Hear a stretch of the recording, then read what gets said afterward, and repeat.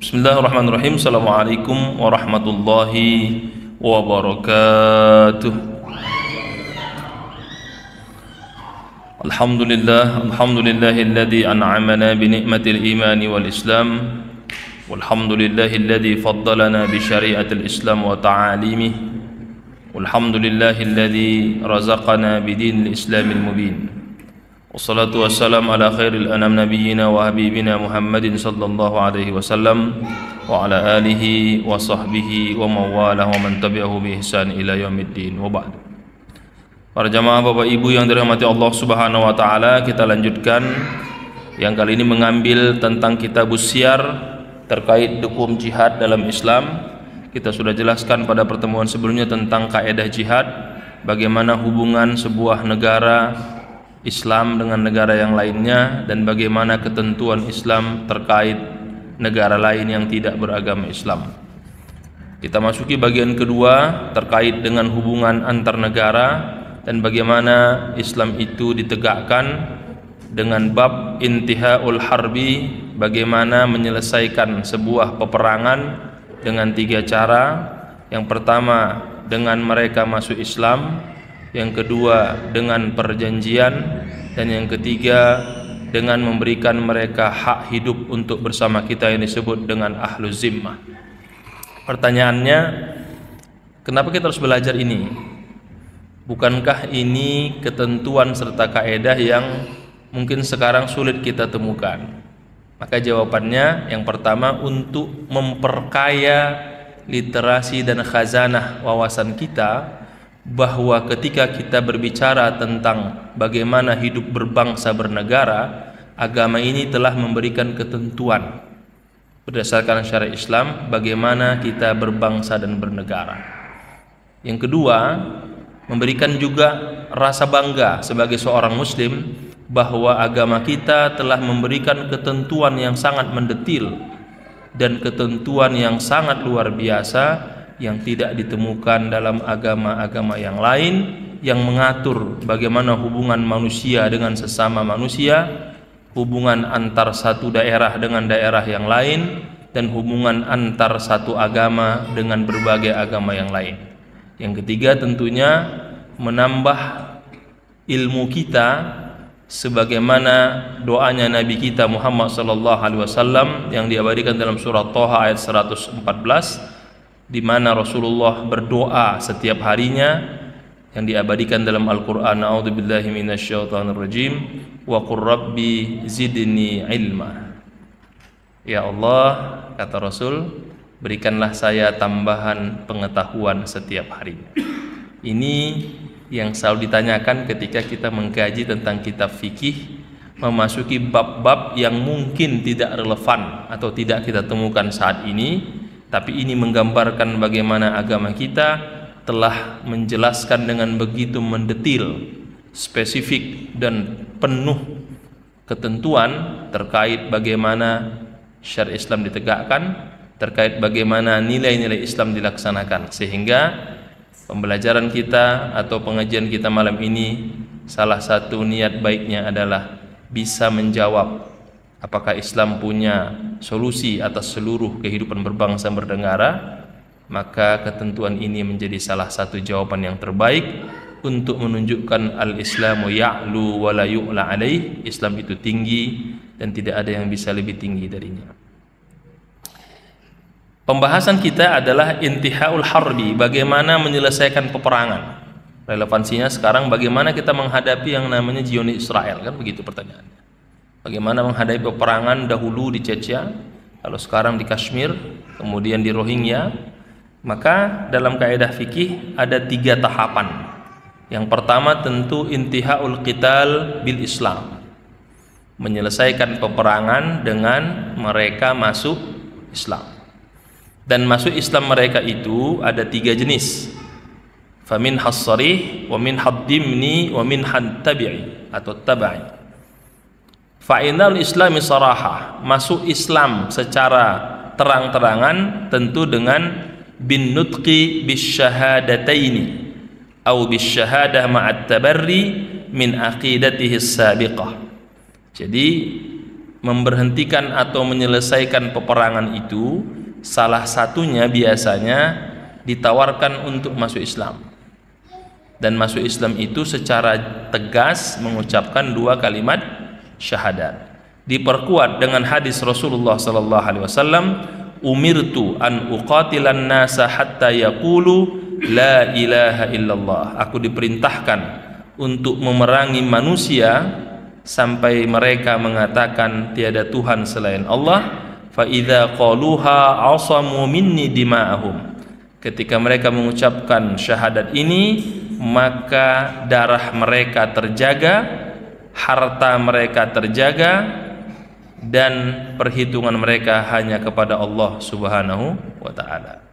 Nah, hadis ini menarik dalam banyak kisah bagaimana Rasulullah menegur keras Khalid bin Walid, dalam riwayat lain menegur keras Ali bin Abi Thalib ketika dalam sebuah peperangan ada musuh yang sudah kalah, ketika akan dibunuh dia mengucapkan la ilaha illallah, lalu ditebas oleh Khalid bin Walid. Mungkin dia berpura-pura. Ketika sampai berita itu kepada Rasulullah sallallahu alaihi wasallam, Rasul menegur keras, siapa yang bisa memastikan bahwa dia berpura-pura? Yang tahu hanya dia sama Allah Subhanahu wa taala. Ketika dia sudah mengucapkan la ilaha illallah, maka darahnya haram ditumpahkan, hartanya haram dirampas, dan hisabnya hanya dia sama Allah yang akan mempertanggungjawabkan. Ini cara menyelesaikan peperangan dengan masuk Islam secara terang-terangan. Yang kedua, i'lanul Islam dimnan, tidak secara tegas tapi ditunjukkan dengan perbuatannya. Misalnya ahli kitab, orang musyrik itu bersama umat Islam melaksanakan sholat 5 waktu, ikut sholat maghrib, ikut sholat isya, kan begitu ya, ikut sholat idul fitri, ikut sholat tarawih. Fakana zalika dalilan ala dukhuli fil Islam. Itu menurut pendapat mazhab Hanafi dan Hambali. Jadi terkait dengan kalau dia masuk Islam tidak mengucapkan kalimat syahadat tapi sudah ikut syiar kita, sholat ini, kan begitu ya. Kata mazhab Hanafi dan Hambali, ini dianggap telah masuk Islam. Nah, nanti konsekuensinya kalau kita tidak ketemu kasus orang yang secara KTP-nya non muslim tapi kesehariannya sudah beribadah Islam lalu meninggal, kan muncul pertanyaan begitu. Kalau menggunakan mazhab Hanafi dan Hambali, itu dianggap sudah masuk Islam dimnan. Tapi karena negara kita mazhabnya Syafi'i, menolak. Wala yahkumu bi islamihi 'inda Syafi'i. Nah, tapi mazhab Syafi'i menolak, li'anna as-salata laysat dalilan 'ala al-iman halal infirad, fakadzalika halal ijtima'. Kan ada kasus ya, saya sering ditanya itu, dia KTP-nya masih non muslim, tapi 6 bulan terakhir saya menyaksikan, saya membersamai dia sama kita sholat berjamaah. Apakah harus dimana? Kalau mengambil mazhab Hanafi dan Hambali, itu diikuti dengan kategori i'lanul Islam dimnan.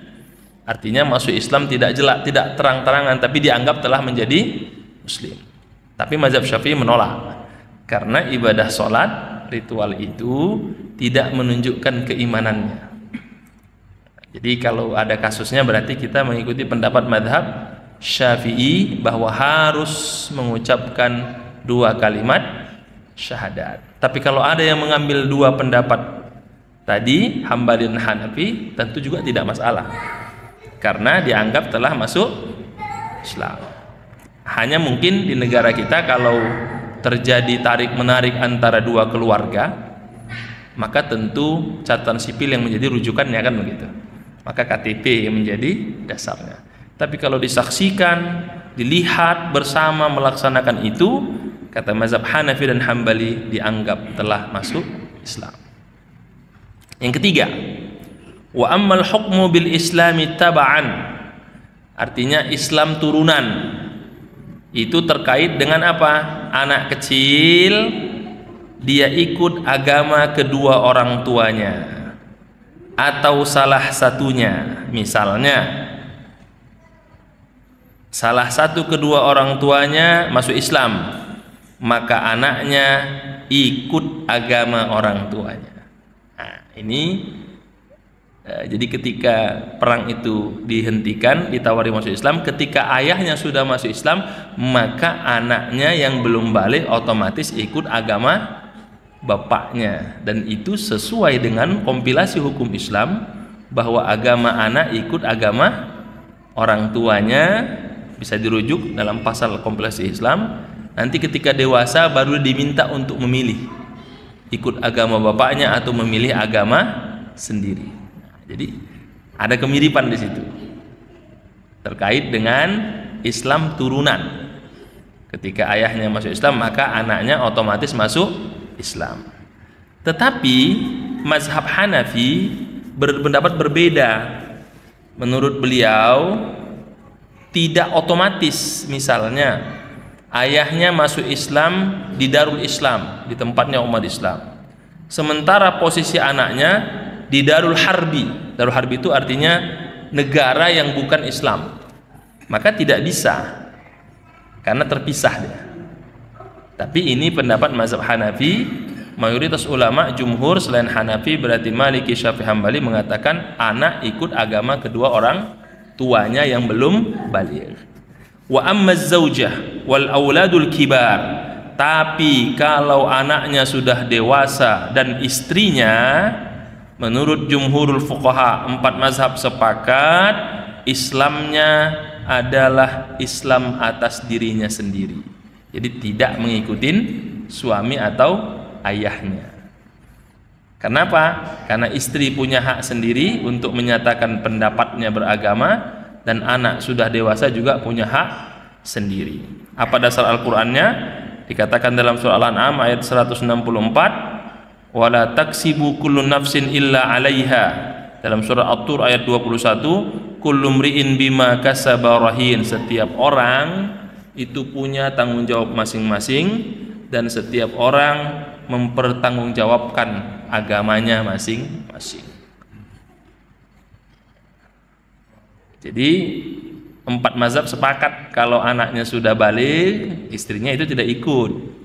Tapi kalau anaknya belum baligh, sepakat semuanya kecuali mazhab Hanafi, jika anaknya terpisah bukan di negara Islam, maka tidak berlaku Islam turunan kepada, misalnya ayahnya masuk Islam di Indonesia, tapi 2 anaknya diacu sama kakeknya di Amerika, kan beda itu.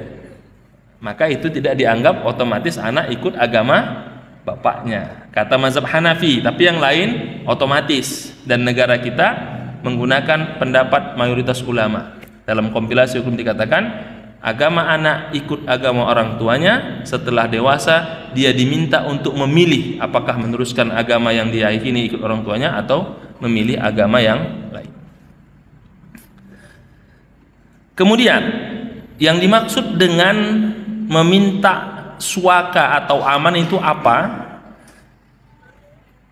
Kata mazhab Syafi'i, yang dimaksud dengan meminta rasa aman itu adalah aqdun yufidu tarkul qatli wal qital ma'al harbiyin, sebuah akad atau kesepakatan menghentikan peperangan dan pembunuhan bersama orang-orang yang sedang berperang. Dan lafaznya adalah kalimatnya amantukum au antum aminun, aku menjamin keamanan kalian, aku memberikan kalian keamanan. Dan bentuk pemberian rasa aman itu bisa yang sifatnya umum, yaitu diberikan oleh sebuah wali atau pemimpin negara kepada sekumpulan banyak orang, atau sekumpulan kecil kurang dari 10 orang, maka itu bisa dilakukan dengan ketentuan itu merupakan perintah serta keputusan pemimpinnya atau imamnya, yang disebut dengan kalau kita suaka ya, rasa aman. Dan kalau sifatnya umum, ada masa waktunya, disebut dengan hudnah, gencatan senjata, perjanjian damai, atau yang selamanya disebut dengan ahlu zimmah. Ahlu zimmah itu berarti dia di bawah kekuasaan negara Islam dan di bawah perlindungan umat Islam. Nah, jadi kalau melihat penjelasan fikih ini jelas bahwa dulu imperial Islam itu luar biasa, memberikan 3 pilihan kan. Masuk Islam, bayar jizyah, atau diperangi kan begitu. Ini sedikit saya ceritakan pada masa dinasti Umayyah. Kebetulan saya memberikan pengajian di salah satu masjid tentang dinasti Umayyah. Jadi dinasti Umayyah itu dari mulai kepemimpinan Yazid bin Abdul Malik, Walid bin Abdul Malik, sampai Sulaiman bin Abdul Malik. Jadi ada setelah Abdul Marwan itu kan dia 4 anaknya menjadi khalifah ya. Yazid, Walid, Sulaiman dengan Hisham. Nah, pada masa 4 khalifah ini perluasan Islam itu luar biasa. Sampai ke Andalusia, kemudian ke Syam, ke Irak dan sebagainya. Itu pilihannya kan 3. Masuk Islam, bayar jizyah, atau diperangi. Nah, rata-rata yang ditaklukkan pada masa 4 khalifah ini, anak daripada Abdul Malik bin Marwan itu, yaitu Yazid, Walid, Hisham dengan Sulaiman, itu memilih bayar jizyah. Bayar jizyah, jadi bayar. Tapi setelah 1 tahun lamanya, kayaknya enak masuk Islam, karena kalau masuk Islam nggak bayar jizyah. Akhirnya pada masa kepemimpinan Sulaiman bin Abdul Malik itu mereka bergerak ramai-ramai ketika bayar jizyah berat, ingin masuk Islam. Berarti kan tidak bayar ya. Pada saat mereka bayar jizyah itu pendapatannya sampai kurang lebih 15.000 dinar itu pendapatan pemasukan untuk dinasti Umayyah itu di store ke pusat ke Damaskus. Ketika masuk menjelang Sulaiman turun naik kemudian Umar bin Abdul Aziz, itu kan terasa Islam itu luar biasa, dianggap maju saat itu, semuanya masuk Islam. Akhirnya nggak ada yang berjizyah, turun dari 15.000 menjadi 1.000 dinar per masuk ke pusat. Wah, bingung juga. Jadi ternyata ketika negara itu pemasukannya banyak, nyaman, tapi ketika pemasukan berkurang kerasa juga. Nah, dari situ mulai muncul kebijakan keluar pajak, karena jizyah ternyata yang sebelumnya 15.000 dinar masuk menjadi 1.000 dinar, kan jauh sekali turunnya. Sementara pengelolaan negara itu besar. Nah, terkait dengan kaitan ini saya ingin katakan, dengan adanya ketentuan ahlu zimmah, yaitu orang yang di bawah perlindungan umat Islam, maka dia punya ketentuan membayar upeti kepada negara Islam di samping bayar pajak. Kalau umat Islam kan kewajiban bayar zakat dan pajak. Jadi tidak benar kalau pajak itu bukan bagian dari sejarah syariat Islam. Dia bagian karena untuk melengkapi pembangunan. Karena zakat itu spesifik, orang-orangnya tidak bisa diganggu-gugat. Kalau pajak kan bisa lebih luas. Itu kira-kira yang ingin disampaikan, bahwa ketika Islam itu bisa ditegakkan dengan menghentikan peperangan, pilihannya yaitu memberikan rasa aman dengan gencatan senjata yang sifatnya sementara, temporary, baru dengan yang sifatnya berlaku selamanya atau abadi atau panjang, itu dengan memberikan hak kepada ahlu zimmah, yaitu hak keamanan, perlindungan dari negara Islam. Syaratnya kata mazhab Hanafi tentu posisinya dalam ketika umat Islam dalam keadaan lemah, orang-orang kafir posisinya kuat, maka perlu ada rasa aman supaya mereka tidak terzolimi, kemudian berakal, mampu melakukannya, balik, selamat dari segala bentuk penyakit, dan kemudian tentu beragama Islam untuk mendapatkan atau memberikan rasa aman dan hak suaka. Terkait dengan yang lain, misalnya Khawarij atau yang memberontak atau teroris, itu juga dianggap bagian dari umat Islam, karena mereka adalah bagian dari umat Islam, hanya mungkin berbeda pandangan. Apa dasarnya? Dari Al-Quran, wa inna ahadun minal musyrikin istajaraka fa'ajiru hatta yasma'a kalam Allah.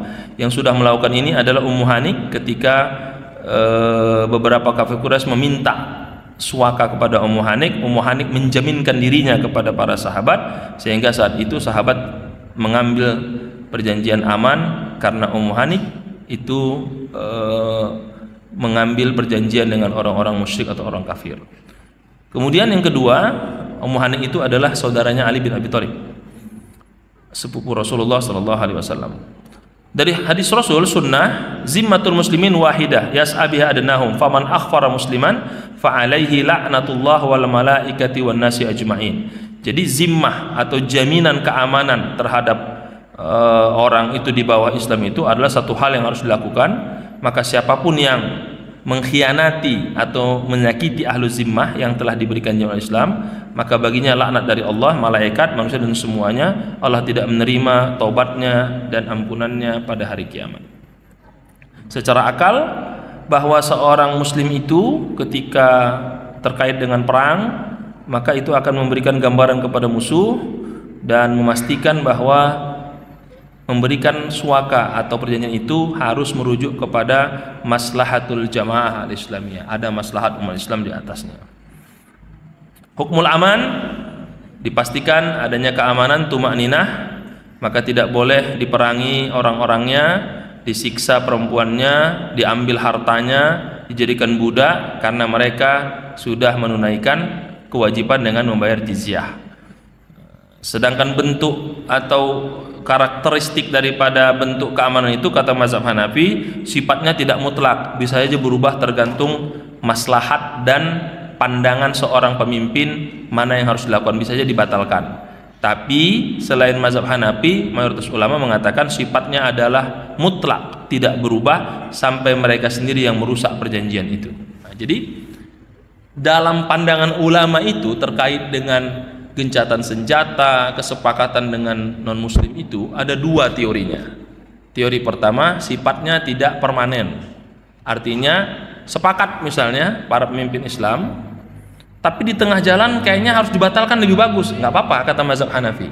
Tapi kalau mayoritas ulama selain mazhab Hanafi, itu pertimbangannya bukan sekedar maslahat. Selama mereka tidak melakukan kecurangan, maka itu berjalan permanen sampai mereka yang merusak itu. Dasar mayoritas ulama ini adalah ketika perjanjian Hudaybiyah sama perjanjian Hudaybiyah di mana Rasul berjanji dengan orang kafir Quraisy, kemudian kedua perjanjian Madinah tidak dilanggar kesepakatan itu sampai mereka yang berkhianat. Itu pendapat mayoritas ulama. Tapi mazhab Hanafi berbeda sendiri. Menurut mazhab Hanafi tidak bisa dijadikan dasar Hudaybiyah dengan perjanjian itu sebagai dasar untuk membuat perjanjian menjadi permanen. Selama ada maslahat, kata mazhab Hanafi, maka bisa dibatalkan kapan saja, tergantung dengan ijtihadnya imam atau pemimpin tersebut. Nah, kalau kita mau tarik relevansi dengan perjanjian Palestina Israel, maka pendapat mazhab Hanafi jauh lebih baik karena melihat maslahatnya. Selama ini kita menggunakan pendapat mayoritas ulama, kesepakatan internasional, tapi kan selalu dilanggar dan dilanggar. Maka pendapat Hanafi jauh lebih rasional. Kata beliau, annal amana aqdun ghairu lazim hatta law ra'al imam maslahah fin naqdi naqadahu. Bahwa akadnya tidak permanen, sehingga kalau imam melihat ada maslahat dengan ijtihadnya, maka dia bisa membatalkan kapan saja. Muddatul aman, masa suaka atau aman itu diberikan apabila salah seorang orang kafir masuk ke Darul Islam mustakminan dari daerah yang bukan Islam, maka dia diberikan paling lama 1 tahun supaya tidak menjadi mata-mata bagi umat Islam. Jadi kalaupun dia minta keamanan ya setahun. Maslahatnya, kata mazhab Hanafi dan Maliki, ada maslahat di situ karena peperangan dengan non-muslim itu akan terus berlangsung. Tapi Syafi'i dan Hambali berpendapat selama tidak ada bahaya maka dilanjutkan. Nah, jadi pendapat mazhab Hanafi Maliki lebih kepada maslahat. Pendapat mazhab Syafi'i Hambali lebih kepada tidak ada bahaya. Nah, jadi dua hal ini kan berbeda. Yang satu melihat maslahat, maka ketentuan atau perjanjian sifatnya fleksibel, bisa berubah kapan saja, dinamis, karena ada maslahat di situ. Sementara mazhab Syafi'i Hambali lebih kepada melihat ada bahaya atau tidak. Kalau tidak ada bahaya maka jangan dirubah kesepakatan itu. Nah, jadi mempertentangkan antara maslahat dan bahaya ini memang perdebatan yang tidak selesai. Karena kalau yang menggunakan maslahat jelas kaidahnya, ma ra'ahul muslimuna hasanan fahuwa indallahi hasan. Kalau sudah bagus lanjutkan, namanya maslahat. Tapi pendapat mazhab Syafi'i Hambali berbeda, ad-darar darul mafasid muqaddam ala jalbil masalih. Kalau ada bahaya ya sudah, kalau enggak ya jangan. Nah, ini tentu berbeda nanti konsekuensinya terkait dengan strategi menghadapi negara dalam peperangan. Makanul Aman Darul Islam, standar. Nah, ini nanti jadi perdebatan juga, apakah boleh non muslim masuk ke Mekah dan Madinah, kan begitu. Kata mazhab Hanafi, ketika seorang non muslim sudah mendapatkan rasa aman dan suaka, maka dia bebas masuk kemanapun, bahkan sampai ke Haramain. Nah, itu kata mazhab Hanafi. Jadi ketika ada masuk ke dalam itu nggak ada masalah, karena menurut mazhab Hanafi terkait dengan ayat Rasul mengatakan bahwa orang-orang musyrik itu najis, tidak boleh dekat ke haram itu setelah tahun ini, itu terkait dengan masuk ke Masjidil Haram, melaksanakan ibadah haji dan umrah seperti orang-orang jahiliyah lakukan. Tapi kalau hanya masuk saja, tidak melakukan apapun, maka menurut mazhab Hanafi tidak masalah, karena sudah mendapatkan hak aman. Tapi Syafi'i dan Hambali mengatakan tidak boleh. Kalau dia masuk ke negara Islam boleh saja, kecuali Mekah dan Madinah. Nah, ini yang kita pakai pendapat mayoritas. Mazhab Maliki boleh masuk ke wilayah Haramain, tapi bukan ke masjidnya dan Masjid Nabawi. Jadi kan Mekah itu kan ada Jeddah kan, nah, di situ boleh lah kata mazhab Maliki. Maka kan banyak kan pangkalan Amerika di Jeddah, non muslim banyak. Tapi ketika di Mekah nggak boleh. Kalau mazhab Syafi'i Hambali mutlak, kalau sudah wilayah Mekah mana nggak boleh. Mau masjidnya mau di luarnya nggak boleh. Mazhab Hanafi nggak ada masalah, yang penting dia bukan beribadah. Ini juga menjadi perdebatan para ulama, tapi memang karena di Mekah itu kebanyakan mazhab Hambali, maka sepakat dengan Syafi'i tidak boleh masuk non muslim ke wilayah Haramain, Masjidil Haram dan Masjid Nabawi. Ini prosedur pertama terkait perang bisa berhenti dengan mereka masuk Islam atau mendapatkan perlindungan dari umat Islam. Nah, kasusnya Ronaldo kan diberikan hak itu, bisa tinggal di situ kan. Nah, berarti mengambil mazhab Maliki, kenapa dia masuk ke Riyadh kan, bukan ke Mekah atau Madinah kan begitu. Yang kedua, menyelesaikan peperangan dengan hudnah. Apa itu? Perjanjian atau gencatan senjata. Apa itu? Musalahatu ahlil harbi ala tarkil qital muddah muayyanah. Jadi ada kesepakatan untuk menghentikan peperangan dengan waktu yang telah ditentukan. Sawaun fihim man yaqirru ala dinihi wa man lam yaqir duna an yakunu tahta hukmil Islam. Meskipun mereka masuk Islam atau tidak, yang penting gencatan senjata. Dan syaratnya kata mazhab Hanafi itu harus dilakukan dengan izin imam atau pemimpin. Jadi nggak bisa sembarangan melakukan gencatan tanpa ada izin dari pemimpin. Nah, kalau kita dulu kan waktu Hudaybiyah kan Nabi Muhammad SAW. Tentu rukunnya harus ijab qabul, kesepakatan bersama antara atau yang ditugasi mewakili pemimpin. Syaratnya tentu dalam posisi umat Islam lemah, kalau kuat nah, tidak perlu bergencatan senjata, dan hukumnya itu sama, tidak ada peperangan, saling menjaga dan tidak saling menyakiti. Jika ada non muslim di bawah pelindungannya juga tidak boleh diganggu sampai mereka merusak perjanjian, dan harus memenuhi semua persyaratan gencatan senjata, perjanjian damai yang sesuai dengan syariat. Kemudian perbedaannya dengan hak memberikan suaka dan gencatan senjata biasanya tentu berbeda. Kalau sifatnya gencatan senjata itu antara dua negara untuk memberhentikan peperangan. Sedangkan memberikan suaka aman itu bisa negara dengan sejumlah orang atau perwakilan negara dengan sejumlah orang dalam jumlah yang kecil. Kemudian gencatan senjata itu sifatnya menghentikan peperangan antar umat Islam dengan musuh-musuh Islam. Sedangkan memberikan hak suaka aman itu memberikan jaminan meskipun dalam peperangan. Kita masih ingat perang Ahzab itu kan jelas di Madinah itu ada non-muslim, yaitu Bani Quraisyah yang tinggal bersama masyarakat Madinah. Tapi ketika perang Khandaq kan mereka tidak diminta ikut perang, ditawarin nggak ikut ya nggak apa-apa gitu, karena mereka adalah ahlu zimmah.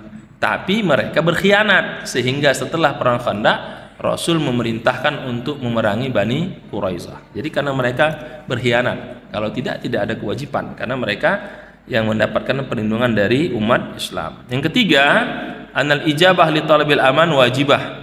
Jadi kalau untuk terkait dengan suaka wajib dilakukan, sedangkan gencatan senjata itu mubah, tergantung dengan maslahat kepada umat Islam. Yang keempat, kalau hak suaka dicabut dari salah seorang laki-laki, maka tidak otomatis terhadap istri dan anak-anaknya. Tapi kalau gencatan senjata dicabut, maka seluruhnya berlaku ke semua pihak tanpa terkecuali. Bedanya di situ.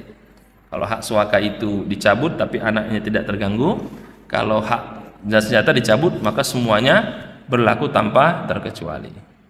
Sifatnya menurut mazhab Hanafi, lagi-lagi beliau berpendapat itu adalah akadnya tidak mutlak, bisa berubah kapan saja sesuai dengan kepentingan maslahat. Tapi jumhurul fuqaha, mayoritas ulama, sifatnya mutlak, harus dipenuhi. Sama tadi seperti hak aman tadi, mazhab Hanafi melihat ya fleksibel saja, kalau ada maslahat ya dibatalkan, kalau kira-kira ada yang lebih baik maka diteruskan. Sementara jumhur fuqaha mayoritas tidak, selama tidak ada pengkhianatan maka akadnya harus tetap dilakukan. Syaratnya tentu harus ada kesepakatan antara pemimpin musuh dengan pemimpin Islam, ada maslahat Islam di situ.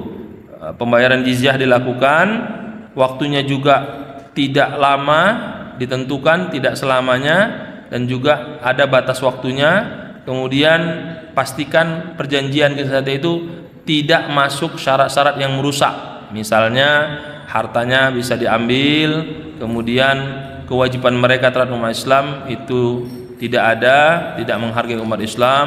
Misalnya kalau puasa mereka bebas makan sesuka hati, minuman keras di depan Muslim tidak boleh. Mereka harus menghargai umat Islam dan tidak merusak ritual keagamaannya. Kemudian apakah perjanjian gencatan senjata itu bisa dibatalkan? Bisa. Menurut mazhab Hanafi, selama perjanjian itu sifatnya sementara, maka berakhir perjanjian, maka berakhir juga kesepakatan itu. Atau imam pemimpin melihat masalah berhenti, ya berhenti kapan saja karena tidak mutlak. Tapi mayoritas ulama hanya bisa berhenti perjanjian itu kalau dari musuh Islam itu berkhianat atau terbukti melakukan spionase atau mata-mata, maka perjanjian dibatalkan. Itulah yang terjadi pada masa Rasul terkait Bani Qainuqa, Bani Nadir dan Bani Quraisyah yang terbukti mereka menspionasi umat Islam dengan menyampaikan informasi umat Islam ke benteng Khaybar, sehingga mereka diperangi dan dibatalkan perjanjiannya. Muddahnya yang saya katakan di awal, kata mazhab Syafi'i maksimal 1 tahun, minimal 4 bulan. Sedangkan mazhab Hanafi Maliki tidak ada waktunya, diserahkan kepada ijtihadnya pemimpin sesuai dengan kebutuhan. Yang ketiga, yang menjadi poin penting dari saya di awal, menyelesaikan perang dengan memberikan hak hidup kepada ahlu zimmah. Apa itu ahlu zimmah? Mendapatkan keamanan, jaminan dan penjagaan. Apa itu? Iltizamu taqrirul kuffar fi diyarina wa himayatihim ad-difa' anhum bi bazlil jizyah wal istislam min jihatihim. Jadi ahlu zimmah itu yaitu minoritas yang tinggal bersama kita, dia mendapatkan segala hak dan kewajibannya mengikuti peraturan Islam, tapi mengikuti peraturannya bukan mengikuti agamanya. Misalnya bulan puasa maka dia menghargai, tidak menampakkan diri berpuasa. Misalnya minuman keras di rumahnya, jangan tampil di depan orang. Jadi sudah diatur benar tentang ahlu zimmah itu. Tapi di negara kita beda. Yang melanggar bukan ahlu zimmah, orang muslim sendiri kan begitu. Dengan alasan kebebasan kan gitu ya. Nah, jadi dengan mendengar ini kita jadi tahu. Jadi Islam sudah mengatur dengan begitu baik tentang ahlu zimmah itu. Apa? Ikuti ketentuan kan begitu. Dan Rasul sudah memberikan ancaman. Apa kata Rasul? Man qatala rajulan min ahli zimmah lam yajid rihal jannah wa inna rihaha la yujadu min masirati sab'ina aman. Barang siapa yang dengan sengaja membunuh minoritas yang jelas-jelas tidak memusuhi umat Islam, dia bersama kita, baik bersama kita, kata Rasul, maka orang yang membunuh minoritas itu, kata Rasul, ahlu zimmah itu, dia tidak akan pernah mencium wanginya surga yang jaraknya kalau dia berjalan 70 tahun lamanya. Itu padahal ahlu zimmah. Itulah Islam bagaimana menghargai non muslim itu.